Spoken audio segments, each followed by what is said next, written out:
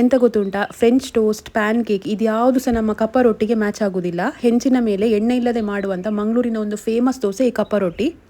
2 cup white rice ಅಥವಾ ದೋಸೆ ಅಕ್ಕಿಯನ್ನು ಒಂದು 6 hours ಆಗಿ ನೆನೆ ಹಾಕೊಂಡು ಇಟ್ಕೊಳ್ಳಿ. ಇದನ್ನು ಮಿಕ್ಸಿ ಜಾರಿಗೆ ಹಾಕೊಳ್ಳಿ. 1 ಕಪ್ಪಷ್ಟು ತೆಂಗಿನ ತುರಿ, 1 ಕಪ್ಪಷ್ಟು ಬಾಯ್ಲ್ಡ್ ರೈಸ್ ಕುಚಲಕ್ಕಿ ಅನ್ನ ಹಾಕಿಕೊಳ್ಬೇಕು. ಇದಕ್ಕೆ ರುಚಿಗೆ ತಕ್ಕಷ್ಟು ಉಪ್ಪು, ಸ್ವಲ್ಪ ನೀರು ಹಾಕಿ ಇದನ್ನು ಚಂದ ಕಡ್ದುಕೊಳ್ಬೇಕು. ಬ್ಯಾಟರ್ ಆದಷ್ಟು ದಪ್ಪ ಇರಲಿ, ತುಂಬ ನೀರಾಗೋದು ಬೇಡ, ತುಂಬ ದಪ್ಪ ಆಗೋದು ಬೇಡ. ಈ ಹದಕ್ಕೆ ಬಂದರೆ ಸಾಕು. ಇದನ್ನೊಂದು 10 ನಿಮಿಷ ರೆಸ್ಟಿಂಗಿಗೆ ಬಿಡುವ. ನಮ್ಮ ಕಪ್ಪ ರೊಟ್ಟಿ ಮಾಡಲಿಕ್ಕೆ ಈ ಥರದ ಹೆಂಚಿನ ಕಾವಲಿ ಬೇಕು. ವಿದೌಟ್ ಆಯಿಲ್ 2 ಸೌಟ್ ಹಿಟ್ಟು ಹಾಕಿದರೆ ಉಂಟಲ್ಲ, ಸಖತ್ತಾಗಿರುವ ಕಪ್ಪ ರೊಟ್ಟಿ ರೆಡಿ ಆಗ್ತದೆ.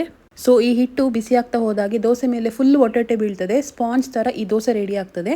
ನಮ್ಮ ಮಂಗಳೂರು ಕಡೆ ಎಲ್ಲ ಬೆಳಿಗ್ಗೆ ಮಾಮೂಲಾಗಿ ಇರುವಂಥ ತಿಂಡಿ ಇದು. ಕೋಳಿ ಸುಕ್ಕಕ್ಕೆ ಅಥವಾ ಮೀನು ಗಸಿಗೆಲ್ಲ ಉಂಟಲ್ಲ ಹೇಳಿ ಮಾಡಿಸಿದಂಥ ಒಂದು ಐಟಮ್.